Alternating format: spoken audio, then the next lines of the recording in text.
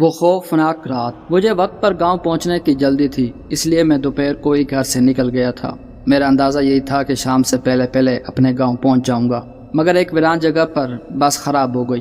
پہلے تو ڈرائیور اور اس کے مددگار خود ہی بس میں ہونے والی خرابی کو ٹھیک کرنے میں لگے رہے، مگر جب ان سے خرابی دور نہ ہوئی تو ڈرائیور اپنے مددگار کو کسی مکینک کو بلانے کے لیے قریبی قصبے میں بھیجتا ہے۔ مکینک کے آنے کے بعد بس کو ٹھیک ہوتے ہوتے شام ہو گئی۔ جب میں اپنی منزل پر بس سے اترا تو رات کا اندھیرا گہرا ہو گیا تھا۔ گاؤں تک پہنچنے کے لیے مجھے ایک کچے راستے پر چلنا تھا۔ اس راستے پر ابھی مجھے 3 کلومیٹر پیدل سفر کرنا تھا۔ میں بڑی سڑک سے اتر کر گاؤں جانے والے راستے پر چل پڑا۔ اس وقت آسمان پر چاند تھا، نہ اس کی چاندنی، ستاروں کی ٹمٹماتی روشنی نے ماحول کو خوفناک اور پراسرار بنا دیا تھا۔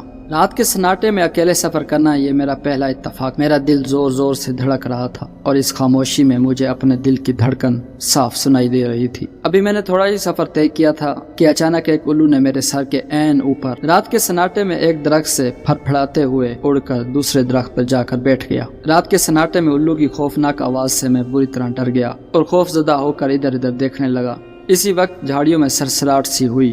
میں نے چونک کر دیکھا، اونچی اونچی جھاڑیوں کے پیچھے کوئی کھڑا تھا۔ میں ڈر کر پیچھے ہٹا تو کسی چیز سے ٹکرا گیا۔ ڈر کے مارے میرے منہ سے چیخ نکل گئی۔ مڑ کے دیکھا تو درخت تھا۔ میں بدحواسی میں درخت سے ٹکرا گیا تھا۔ پھر اسی درخت کے پیچھے سے مجھے ایک ہیولا سا نظر آیا۔ میں پیچھے ہٹا تو وہ میری طرف بڑھ رہا تھا۔ میں ڈر کے بھاگا اور بھاگا ہی چلا گیا۔ میں اندھا دھند بھاگ رہا تھا مگر اچانک ٹھٹک کر رک گیا۔ ایک لمبا تڑنگا بھوت میرے راستے میں کھڑا تھا۔ میں ڈر کے پیچھے ہٹا تو جھاڑیوں میں سے کسی نے مجھے پکڑنے کی کوشش کی۔ میں چیختا ہوا وہاں سے بھاگا۔ عجیب سرسراہٹ میرا پیچھا کر رہی تھی۔ بھاگتے بھاگتے میری نظر اس چڑیل پر پڑ گئی جو بال کھولے درخت سے الٹی لٹکی ہوئی تھی۔ اندھیرے میں اس کی آنکھیں انگاروں کی طرح لگ رہی تھیں۔ وہ مجھ پر جھپٹی تو میں چیختا ہوا بھاگا۔ وہ سڑک سے کھیتوں میں اتر گیا۔ میں فصلوں اور جھاڑیوں کو پھلانگتا ہوا بھاگتا چلا گیا۔ اچانک میرے قدموں سے زمین نکل گئی اور میں منہ کے بل ایک جوڑ میں جا گرا۔ کیچڑ سے بھرے اس جوہر سے بڑی مشکل سے باہر نکلا۔ کیچڑ اور مٹی کے لیپ میں خود بھوت لگ رہا تھا۔ سردی سے میری کپ کبھی چھوٹ گئی۔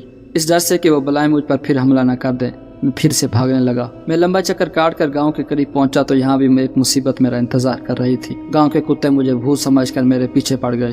اس نئی مصیبت سے ڈر کے میں بھاگا تو گھر کا راستہ بھول گیا۔ بڑی مشکل سے گھر ملا تو کتے بھی میرے تعاقب میں وہاں پہنچے۔ میں نے دونوں ہاتھوں سے دروازہ پیٹنا شروع کر دیا۔ جلدی دروازہ کھولو، میں نے چلا کر کہا۔